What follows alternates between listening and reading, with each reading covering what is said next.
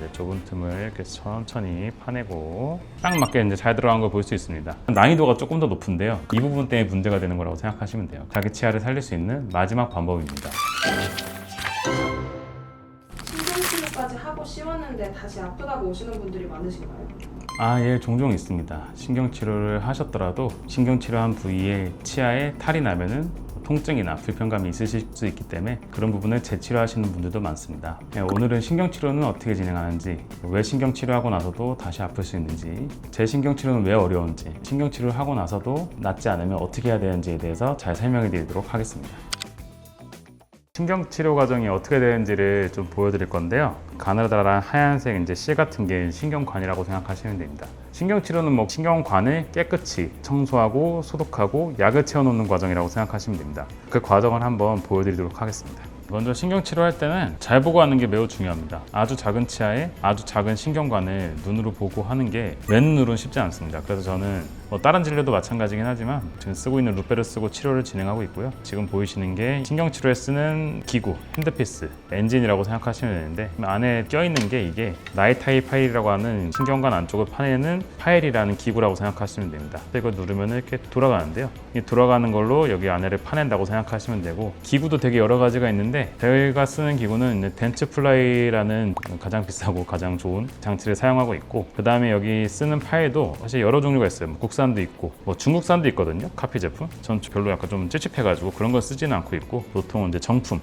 덴트플라이 정품만 사용하고 있습니다. 신경치료하는 과정을 좀 보여드리면, 누르면 이렇게 돌아가잖아요. 이 돌아가는 게 이제 신경관으로 들어가서 파낸다고 생각하시면 됩니다. 자, 이제 좁은 틈을 이렇게 천천히 파내고, 이렇게 좁은 틈을 파내는 거기 때문에 맨눈으로 보고는 쉽지가 않아요. 파내고 소독하고 파내고 소독하고 이 과정을 계속 반복한다고 생각하시면 되고요. 기구를 바꿔가면서 과정을 반복하고 있습니다. 신경관을 삭제하고 청소할 때 힘이 너무 많이 받으면 안 좋거든요. 파일이 부러질 수도 있고 치아에도 안 좋은 힘을 받을 수 있기 때문에 이 기구 같은 경우에는 어느 정도의 힘을 세게 받으면 자기 혼자 멈춥니다. 이렇게 딱 멈추기 때문에 치아나 여기 기구에 과도한 힘을 받는 거를 방지해 줄 수 있어서 좀 좋은 기구입니다. 여기서도 보시면은 구부러져 있잖아요. 얘가 잘 따라서 이제 구부러진 데를 잘 따라가 들어갑니다. 그래서 이렇게 이제 다 청소를 잘 하고 났으면 마지막으로 소독을 해줍니다. 소독을 해줄 때는 마지막 소독은 제가 쓰는 이제 초음파 기구인데 초음파 소독을 하는 거예요. 마지막에 그냥 바로 하는 것보다 이렇게 초음파 소독을 한번 해주면 당연히 훨씬 더 깨끗하게 소독이 되고요. 소독이 얼마나 잘 됐냐, 청소가 얼마나 잘 됐냐, 이 소독을 통해서 세균을 얼마나 많이 죽였냐가 중요하기 때문에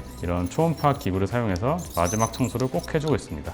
이렇게 마지막 청소까지 다 됐으면은 이쪽 안에 저희 재료로 채우는데요. GP, 가타퍼처라는 재료를 신경관에 채우면서 마무리를 합니다. 아직 이제 채운 상태는 아니고요. 잘 들어가는지 본 상태고, 좋은 기구로 이제 잘 형성을 했기 때문에 이렇게 뿌리가 휘어져 있는데도 딱 맞게 이제 잘 들어간 걸 볼 수 있습니다. 이거 넣을 때도 바로 이거를 넣는 게 아니라 실러라는 재료를 좀 넣어요. 실제 치아의 신경관은 매우 가능관이 많다고 말씀드렸잖아요. 그 가능관들까지 이거 하나가 이제 다 파고들어서 채울 수가 없기 때문에 그 가능관들에 이제 어느 정도 들어갈 수 있게 흐른성이 있는 재료를 먼저 여기 안에다가 넣고 채웁니다.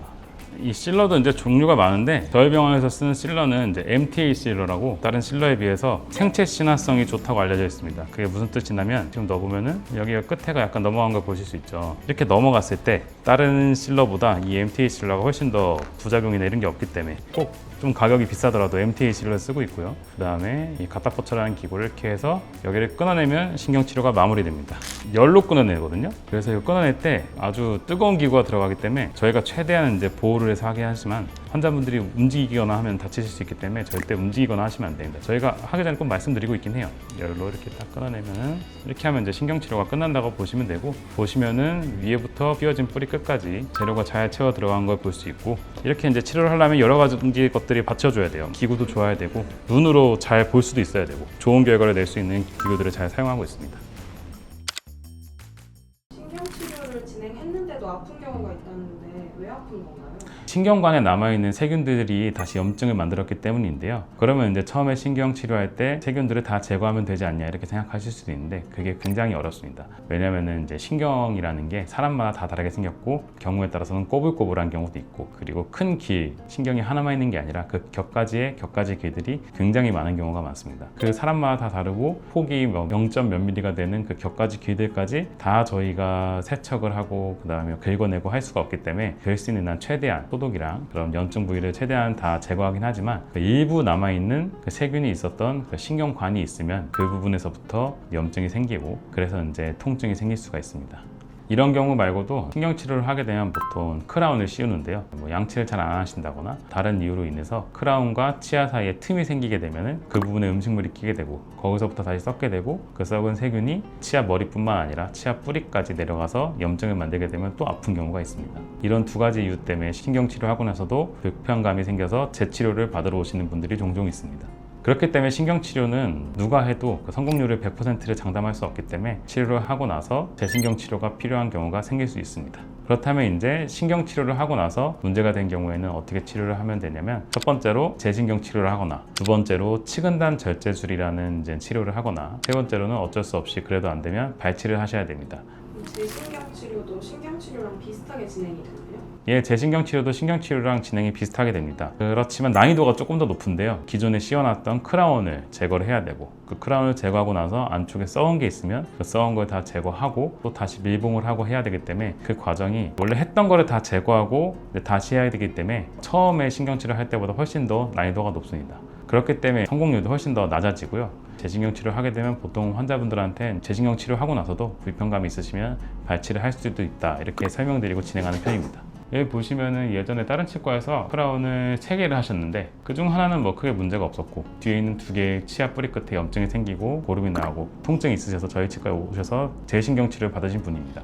사진을 보시면은 뿌리 끝에 이제 검은 주머니 같은 게 보이실 거예요. 이게 이제 뿌리 끝에 생긴 염증인데 이것 때문에 이제 아픈 거라고 생각하시면 됩니다. 그래서 이 부분은 이제 청소를 제대로 해야 되니까 먼저 예전에 씌워놓은 크라운을 제거하고 썩은 걸 제거했고요. 그 썩은 걸 제거한 사진이 이 사진입니다. 보면 안쪽에 뭐 검은 것도 좀 보이고 아직 썩은 걸 덜 제거해서 그래서 이런 것들이 이제 세균이 모여 있는 곳이라고 생각하시면 되죠. 예전 신경치료한 사진을 보시면 치아 뿌리 끝까지 약이 안 들어간 걸 볼 수 있어요. 부분에 있는 이제 세균들이 문제가 돼서 치아 뿌리 끝에 염증이 생긴 거기 때문에 재신경치료했을 때는 치아 뿌리 끝까지 소독을 하고 확장을 하고 약을 넣는 걸 볼 수 있고요. 뒤에 치아 같은 경우에는 뿌리가 3개인 치아인데 보면 뒤에 뿌리 쪽에는 약이 하나도 안 들어간 걸 볼 수 있어요. 그러니까 신경관을 하나 빼먹고 이제 신경치료를 해서 이런 건데 그래서 재신경치료할 때는 당연히 뭐 쉽지는 않았지만 예전에 치료할 때 놓쳤던 신경관까지 다 이제 삭제를 하고 확대를 하고 소독을 해서 약을 넣는 걸 볼 수 있습니다. 재신경 치료하고 나서 나중에 찍은 엑스레이 보시면 처음이랑 다르게 뿌리 끝에 있는 염증이 많이 줄어든 걸 볼 수 있습니다.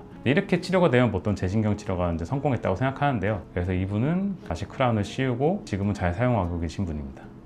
재신경치료가 불가능한 경우에는 임플란트를 해야 하는 건가요? 경우에 따라서는 바로 이제 발치하고 임플란트 하는 경우도 있고 아니면은 그 전에 치아 뿌리 끝에 자르는 치근단 절제술이라는 치료를 하는 경우도 있습니다. 이 치료는 어떻게 생각하시면 되냐면 치아 머리 쪽에서 접근해서 뿌리 쪽을 청소하는 게 어려우니까 그냥 잇몸을 열고 뿌리 끝을 바로 이제 공략하는 치료라고 생각하시면 됩니다. 이 환자분 보시면은 뿌리 끝에 염증이 아주 심하게 있는 걸 볼 수 있어요. 이제 꺼멓게 보이는 부분이 염증인데 재신경 치료를 그래서 했는데 그래도 계속 붓고 아프고 염증이 있으셔서 치근단 절제술을 하기로 하셨습니다. 치근단 절제술은 모든 치아에 할 수 있는 건 아니고요. 이제 어느 정도 접근이 가능하고 여러 가지를 평가해 봤을 때 가능한 경우에만 진행하고 있고요.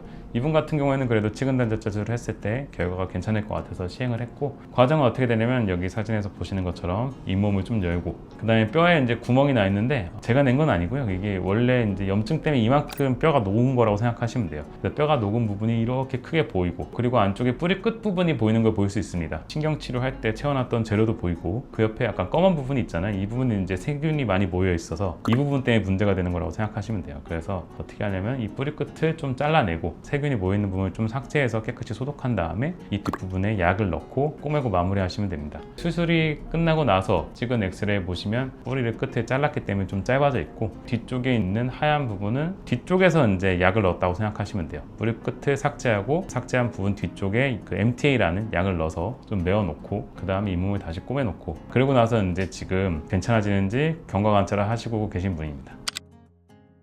재신경 치료는 난이도도 높고 성공 확률도 높진 않지만 자기 치아를 살릴 수 있는 마지막 방법입니다. 예전에 신경 치료한 치아가 붓거나 씹을 때 아프시거나 하신다면 재신경 치료가 필요할 수도 있으니 더 늦기 전에 오셔서 치과에서 상담 받아보시는 걸 추천드립니다. 감사합니다.